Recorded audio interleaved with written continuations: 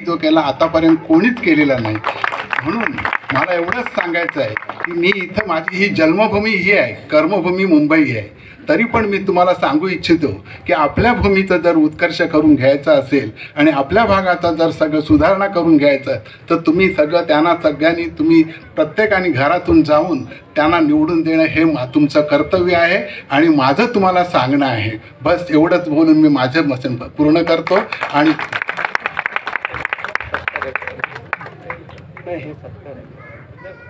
यानंतर भैरवनाथ क्रीडा मंडळ यांच्या वतीने आदरणीय सुनीलजी तटकरे साहेब यांचा सत्कार केला जाणार आहे। त्यानंतर आपण ज्यांची आतुरतेने वाट बघतोय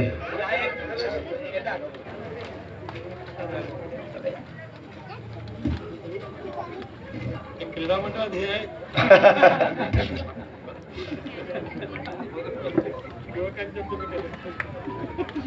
यानंतर आपण ज्यांची सर्वजण आतुरतेने वाट बघतोय ते 32 रायगड लोकसभा मतदारसंघाचे आदरणीय सुनीलजी तटकरे साहेब उमेदवार सर्वांचे लाडके हे बोलणार आहेत।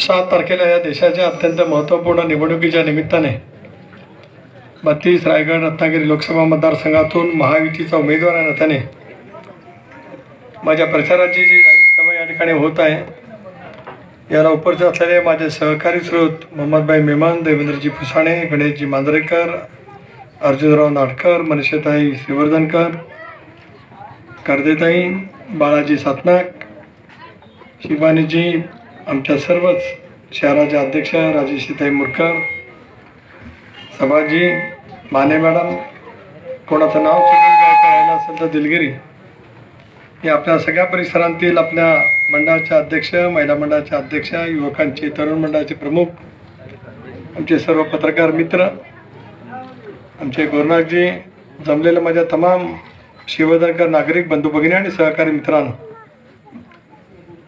3 दिवसावरती लोकसभेची निवडणूक येऊन ठेपलेली आहे। गुहागरपासून ते अलिबागपर्यंत वणवण फिरत सगळ्या विधानसभा मतदारसंघामध्ये प्रचार केला, पण जाणवलं की आपल्या प्रचारात काहीतरी कमतरता आहे। मनामध्ये कमतरता भासत राहिली की सगळीकडे फिरलो, वाड्या वस्तीमध्ये गेलो, मोहल्ल्यामध्ये गेलो, पण माझ्या शिवधनमध्ये गेलो नाही। आणि म्हणूनच आज खास माझ्या शिवधनकरांना भेटण्यासाठी मी या ठिकाणी आलो आणि तुम्ही स्वागत केलं, त्याच्याबद्दल आपले सर्वांचेच मी मनापासून या ठिकाणी आभार मानतो।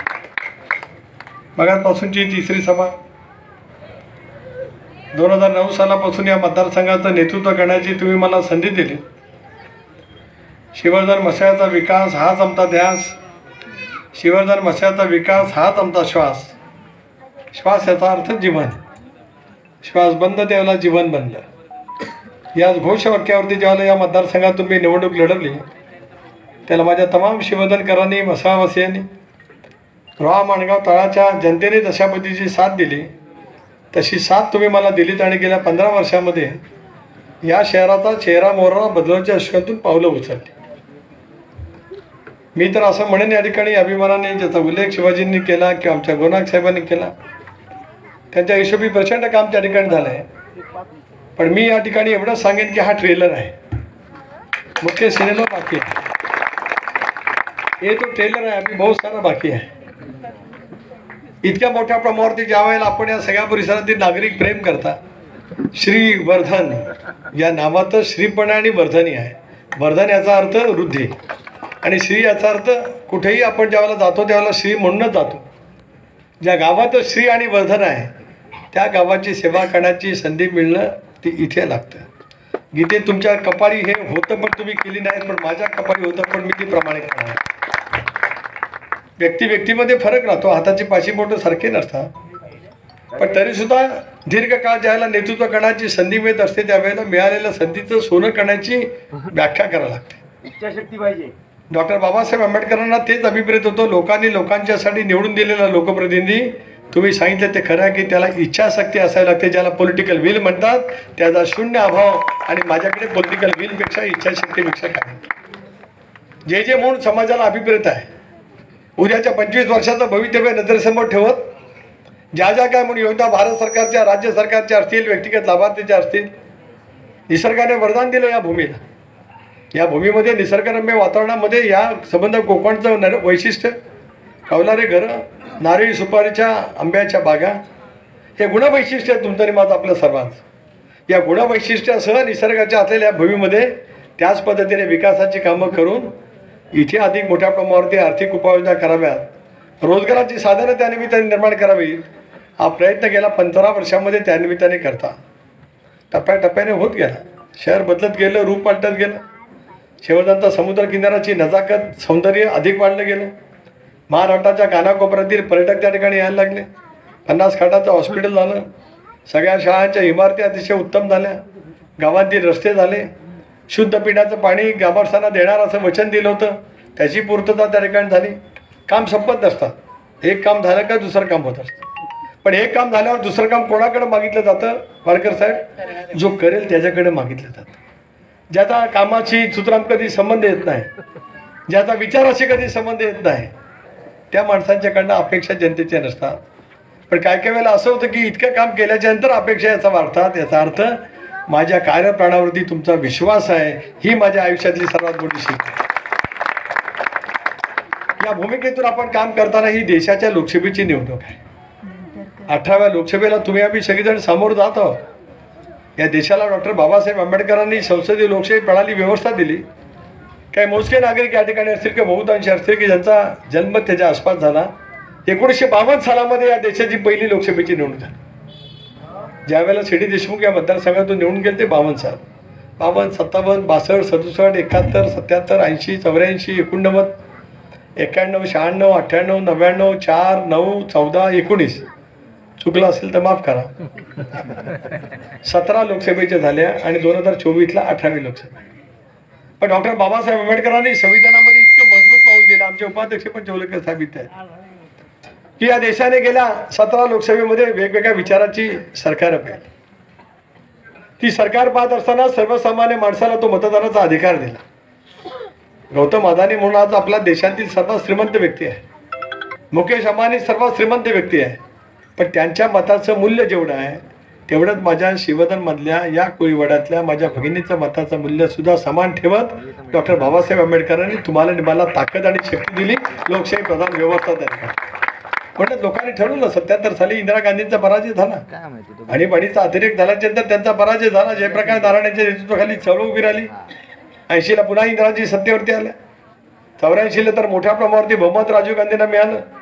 पण 89 सालामध्ये राजीव गांधींची लोकप्रियता घटली आणि विश्वनाथ प्रताप सिंगांचं सरकार मंडल कमिशनची अंमलबजावणी करण्याचा त्यांनी निर्णय घेतला.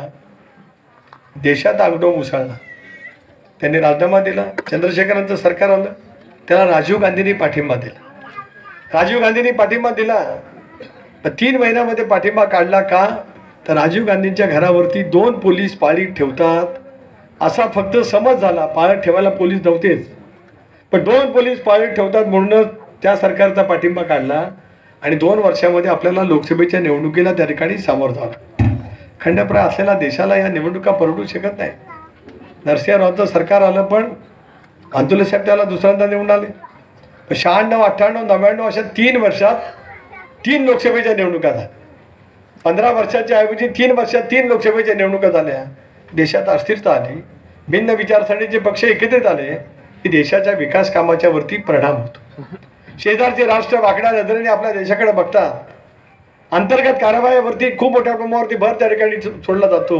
म्हणूनच अनेक वेळेला बॉम्बला झालेले तुम्हाला मला त्या ठिकाणी पाहायला मिळू शकेल. म्हणूनच 2014 सालामध्ये ज्यावेळेला लोकसभेची निवडणूक लागली त्यावेळेला या देशामध्ये नरेंद्र मोदींच्या पंतप्रधान पदाची घोषणा झाली आणि देशामध्ये बदल झाला. गांधी नेहरू परिवाराखेरीज एका व्यक्तीच्या नावाने मतं मागितली गेली. देशातल्या जनतेने त्यांना त्यावेळेला निवडून दिलं. मी त्यावेळेला 2014 सालामध्ये लोकसभेला उभा राहिलो होतो. फक्त 2100 मतांनी पडले. ते पण माझ्या नावाने 3 सुनील तटकरे उभे केले.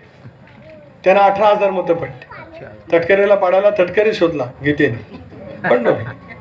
पण मोदी नावाचं एवढं प्रचंड वलय पाठीमागे, 3 माझ्या नावाचे उमेदवार मागे. त्याला मोदी नावाचं वलय नसतं तर सुनील तटकरेंनी अनंत गीतेनं मुंबईला ते राहतात, मुंबईला कधीच त्याला पाठवलं असतं. हा इतिहास तुम्हाला आणि मला कधी विसरता. 2019ला रोडमॅप तयार आहे. आज मला तुम्हाला सांगायला आश्चर्य वाटेल, आपण सगळे शून्य नागरिक आहात. अनंत गीते साहेबांचा पत्ता आहे वाडकर साहेब, मुंबई. त्यांचं गाव आहे खेड तालुक्यातलं देवेंद्रजी तिसंगी. 14 आणि 19 सालामध्ये या दोन्ही निवडणुकीत त्यांच्या तिसंगी गावाने मला जास्ती मतं टाकली, पण त्यांना टाकली नाही आणि हे कधी गावातच गेले नाही. आणि आश्चर्य वाटेल, आज आता सगळीकडे इलेक्शन कमिशनची माणसं फिरतात, वेगवेगळी पथनाट्य फिरतात आणि तुम्हाला सांगतात मतदान करायला जा, पवित्र मतदानाचा हक्क तुम्ही बजावा, तुम्ही मतदानापासून दूर राहू नका, असं आज सगळीकडे सांगितलं जातं. पण आश्चर्य वाटेल, गेल्या 8 निवडणुकीत गीतेनी लोकसभेला मतदानच केलं नाही. खरं सांगतो मी, इतके इथेच असतात निवडणुकीचे